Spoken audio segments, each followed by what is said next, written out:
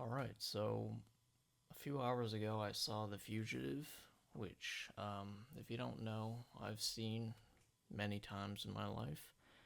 It was actually one of my favorite childhood films. I probably saw it when I was, maybe like 6 or 7 or something.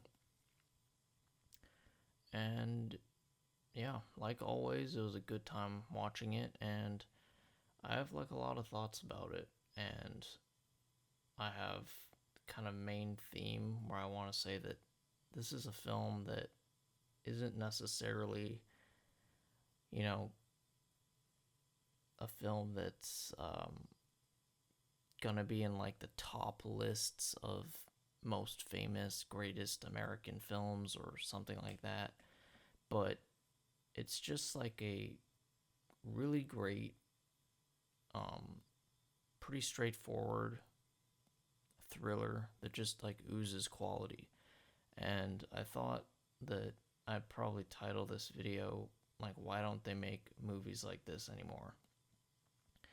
And the reason I say that is a bunch of reasons. I would say that it's a film that it has like a few core things that modern films are missing today. It's not done on a massive budget.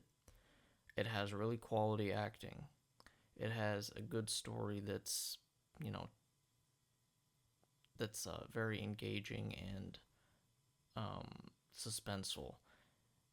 It has like just a few action scenes, but they're done really well. Like the train derailment scene, the chase through the drainage pipes, like things like that. Like just a few action scenes done really well, but the overall weight of the film is done on the writing, the suspense, and the suspense. Really, that's the main part of the film, and the compelling aspects of the story and the characters. Um, and yeah, I would just wish that they could make more movies like this that aren't, on the same level of fame as like Silence of the Lambs or something, but just is super solid and really, really, really, really powerful. And like, there's no need to bring like CGI into it or any expensive filmmaking technique. But yeah, I'd like to get into the actual film. It's a little bit late at night, and I'm kind of trying not to yell, so yeah, sorry. Um, Before I get into it, though, I want to say about like the first time I watched this film as a kid.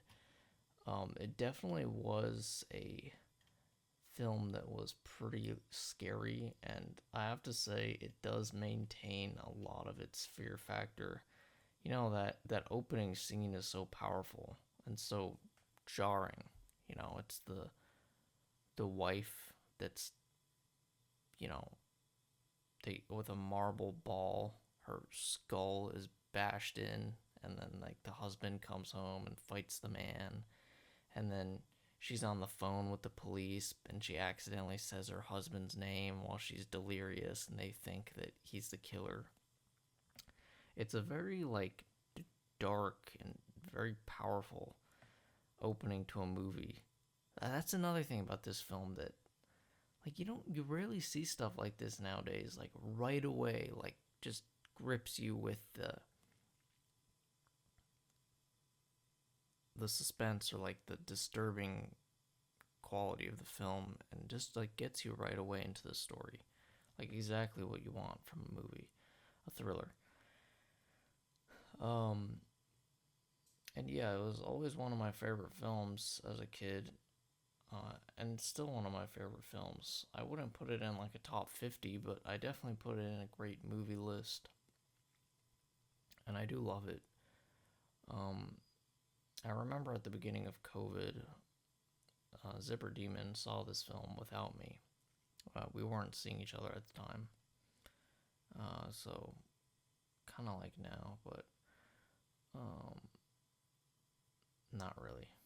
Anyway, uh, and I always remember I wanted to see this film with him because, again, with him because I do really like it. I haven't got that opportunity yet, but I was just thinking about it when I watched this movie again. I don't know. I just remember like weird stuff like that. But I was surprised you watched it because it's kind of like a film that I don't hear enough people talking about because I really like it and I think it's really good. But let's get into the movie here. So, the film is following Dr. Richard Kimball, played by Harrison Ford. I'm reading the synopsis on IMDb, by the way. He's like a really successful surgeon, vascular surgeon in Chicago. He comes home and finds his wife being attacked, and she's fatally wounded by this one-armed man.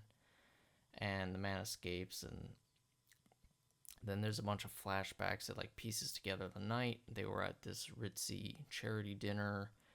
Kimball gets a call to go to the hospital, perform a surgery on a trauma victim. He comes home from surgery and he sees the one-armed man leaving. And then he finds his wife on the floor. There's like, he has his fingerprints everywhere. Her fingernails, under her fingernails are his like skin cells because she scratched his neck earlier in the day. Like I said earlier, the telephone call, she says his name because he's coming up the stairs. And so he looks really guilty, but also, yeah, so on the phone she says, Richard is trying to kill me, but she really says, like, he's trying to kill me, talking about the one-armed guy, but then she hears her husband coming up the stairs, and she says Richard. So it's really, yeah, you know, you feel for Richard because it's like the worst thing ever to be victimized twice. Like, not only does he has to go through his wife dying, but he's sentenced to death for this, and he's, you know, has his reputation destroyed. People think he's a murderer. It's just awful, and you are angry.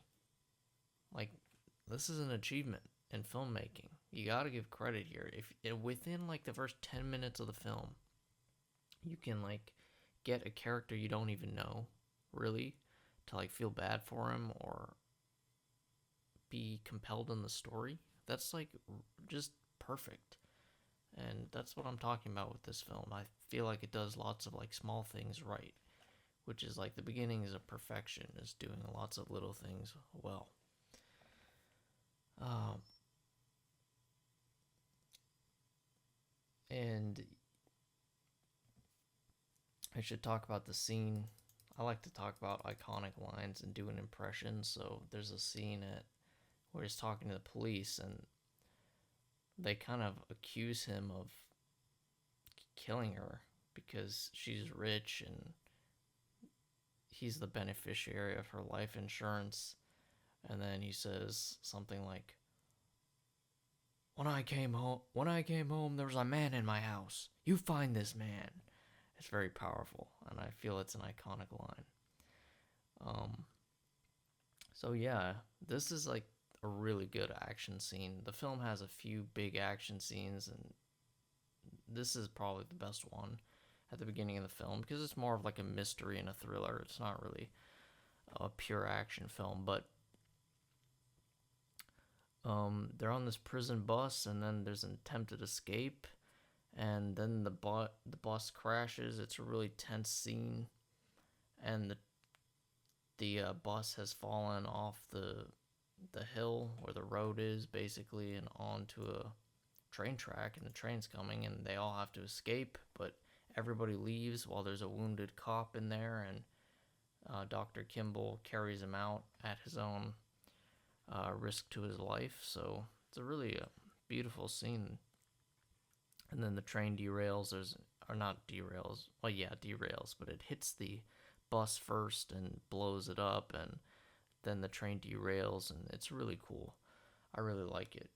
And it like there's like lots of little scenes like throughout this movie that establishes Richard as this, you know, caring doctor, really, who, you know, has a obligation and a love for saving people's lives. And this is another part of the film I like, which gets established after he's free and he's roaming through the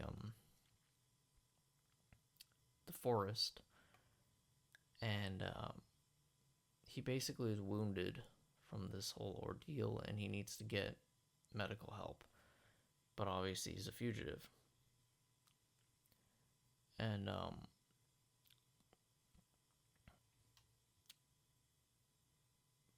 I'll say before that happens, we're introduced to Deputy Samuel Gerard, played by one of my favorite actors, Tommy Lee Jones. I really like this guy. I think he's really cool. And this character is very good as well. He's playing this like kind of like stoic, tough talking, always projecting strength law enforcement official who's a US Marshal. And he just commands a lot of screen presence. He's funny, he's charismatic, he's smart, he's a good leader. He doesn't take any BS. And he has sort of this arc that I'll get into in a second here. But yeah. Meanwhile, Kimball sneaks into the hospital, which this is the part I was saying that I like. I like that this film uses the character's background as a doctor and like uses all his training that we haven't seen before this movie started, and then like weaves that into the story. Like he goes to the hospital, stitches himself up. Um, he knows how to move around the hospital. He knows how to defend himself verbally if someone, like a cop, sees him, like they do at this hospital. And yeah, it's really satisfying to see like the skills of the character actually be like developed and logically used and all that, and it's really enjoyable to see. Very satisfying. And this is like another thing that is missing a lot in modern writing. But it's most evident in female characters, let's just be honest. Like looking at Rey Skywalker, for instance, if you can call her a character. So he leaves the hospital and he escapes in an ambulance, basically. And this is when the second big action scene happens. He's being chased by police in an ambulance. They corner him in a tunnel. He escapes down a storm drain. They go out and there's this big jump. He's being held at gunpoint, basically. But before this, Gerard drops his gun and he holds it, or Kimball holds it at Gerard, and he says, like, "I didn't kill my wife." And this is probably the most iconic line from the movie. Gerard says, "I don't care." So it's kind of a theme and an arc starting for his character where he really doesn't bargain. He's a straight talker. And he doesn't care, supposedly. He's just doing his job. He's not emotional about it. He doesn't have any like real loyalty or moral compass, perhaps. But that's the arc that starts, and we'll see how that ends. By the end of this video, I'll tell you.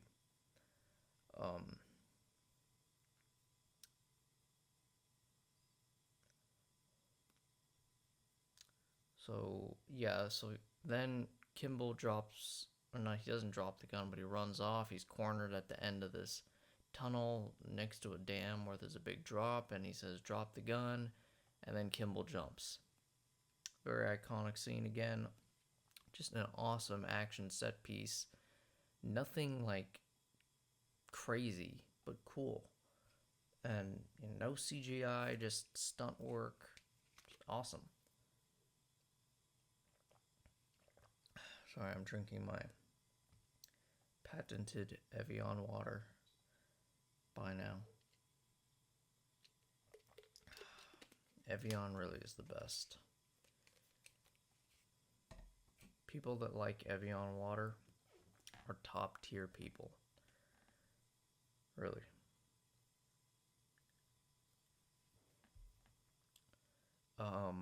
So yeah, at this point, Kimball makes a surprising move and goes back to Chicago, where he calls up his friend, Dr. Charles Nichols. And, oh no, he doesn't call him up. He waits for him outside his tennis club and like asks him for money and then disappears. At this, and there's a lot of tension in these scenes when he's back in the city because he's like in the lion's den. There's cops around.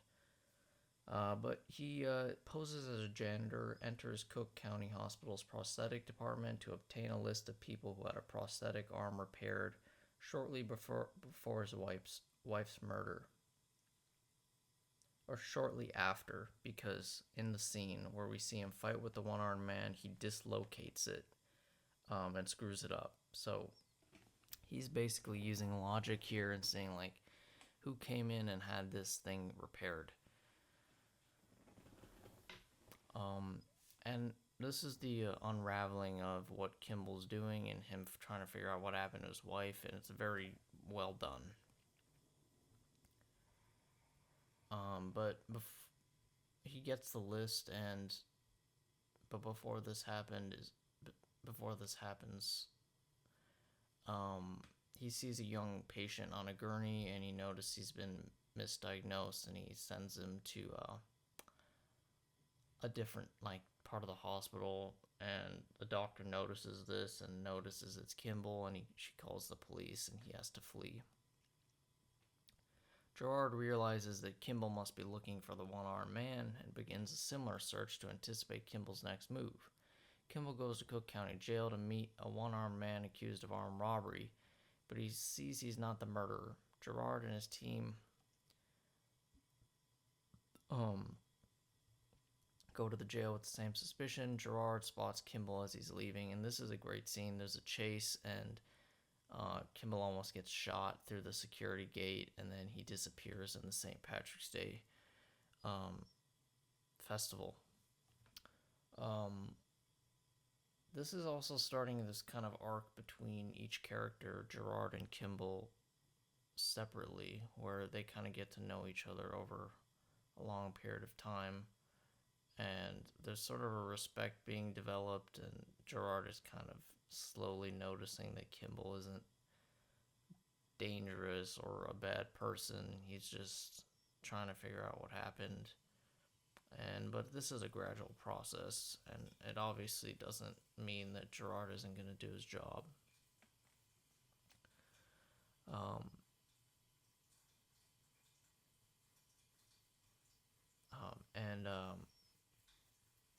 Sorry, my leg is itching. Ouch. And so he then goes to the next home of the next person on the list, who is a former police officer named Frederick Sykes. Kimball confirms the man's the murderer because basically he finds his arm and it's the same arm, and then he finds pictures of him with people that were at the charity dinner, so it's clear this is like a motivated murder. And he appears to have been the target because he's the doctor. And then he feels that his colleague, Dr. Alec Lentz, is the guy that put the hit on him because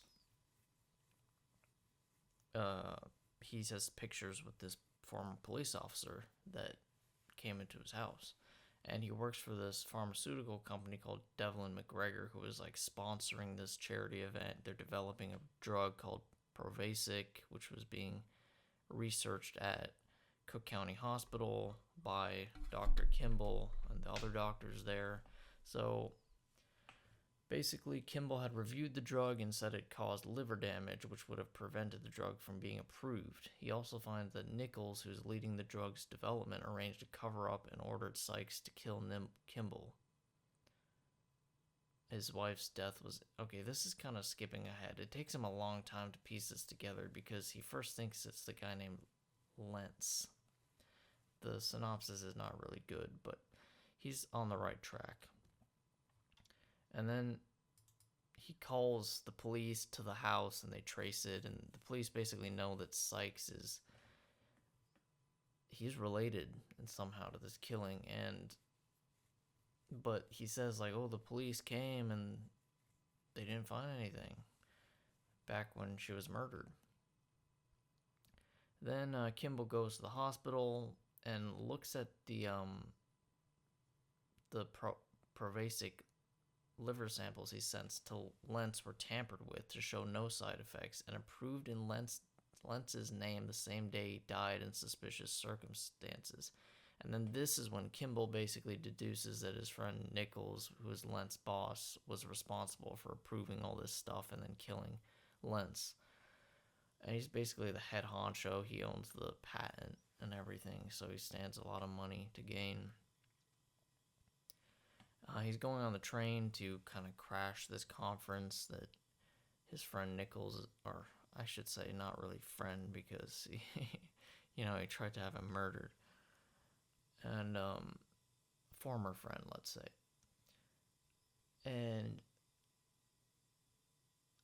But while he's on the train, Sykes comes out to assassinate him, but then he subdues Sykes and handcuffs him, but he kills a cop, and not him, not Kimball, but Sykes kills a cop, and then the cops think that Kimball did, so they're all angry, and they're like ready to kill him, basically. But at the conference, Kimball crashes it and publicly confronts Nichols for killing Lentz and concealing Provasic side effects for profit in a board seat at the pharmaceutical company. And the men fight, and then Gerard, Kimball, and Nichols are in a laundry room at the hotel, and then this is where the final battle is. Kimball triumphs, and he gets validation from Gerard, who says, like, I know you didn't kill your wife. And it's obvious that they put a hit on him for opposing the drug. And then basically the film ends with everyone in handcuffs, and this is what I'm talking about, the arc for Gerard. So basically, Kimball and Gerard are sitting in the car like friends, and basically Kimball reminds Gerard that he said he did not care whether he killed his wife or not, and Gerard, sort of says in his typical way, he says, like, immediately and with strength, he says, like, I really don't. But then he's like, don't tell anybody, which is his whole arc, where he plays this like tough guy that doesn't really care about other people. He's just ready to do the job. But at the end, you see that no, he does genuinely care about like the truth and what's right, and he does have empathy for other people. But as like a leader and a U.S. Marshal, he has to project strength all the time. So that's just how he is. But yeah, that's the movie, and the synopsis kind of screwed it up there at the end. It kind of mixed some stuff up, but rest assured, the unraveling of the story is really good. It's a really tense film. It's like really great in multiple ways. There's like some aspects that are like wilderness survival. There's tense scenes surrounded by the enemy. There's kind of claustrophobic scenes. There's intrigue. There's mystery. There's scheming. But then there's also this I should say there's also really great action and stuff like that. But then there's also this really human part of the film where I just really like the main character. And I really like the other main character, Gerard.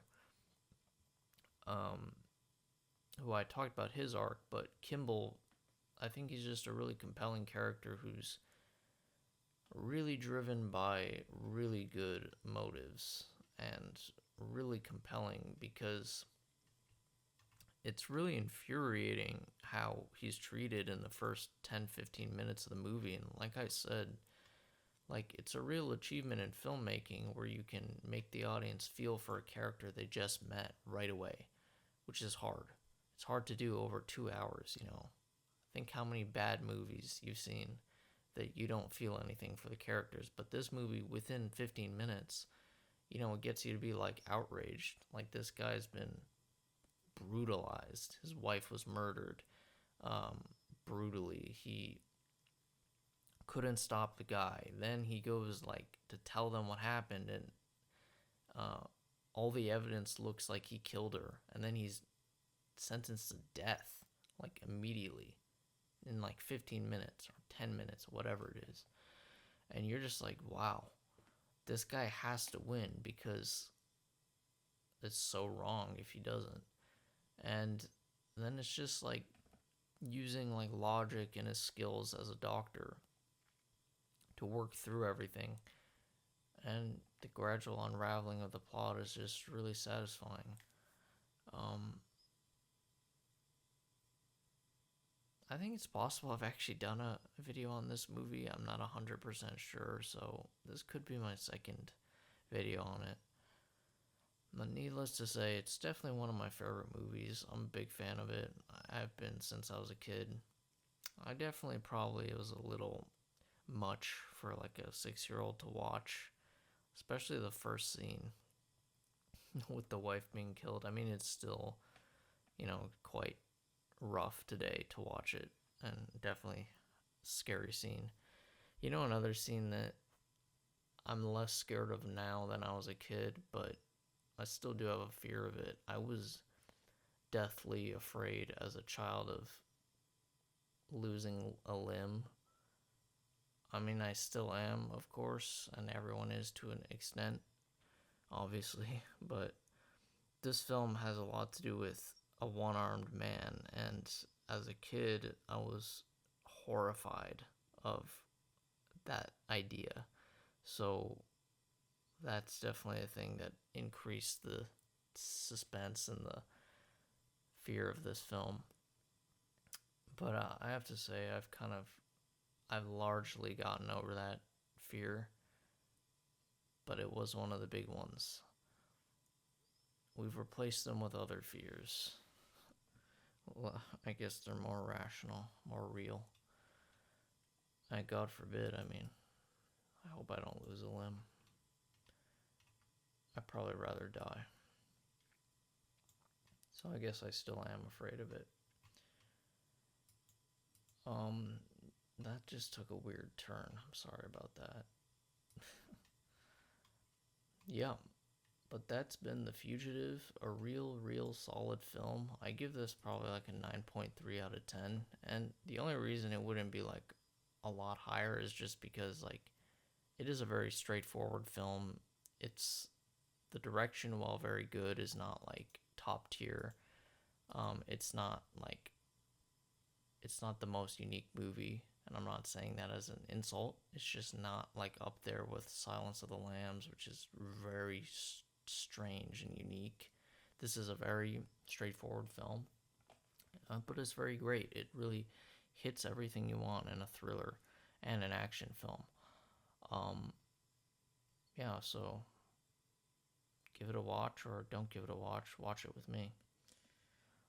Alright, that's been me. Saucy Boy out.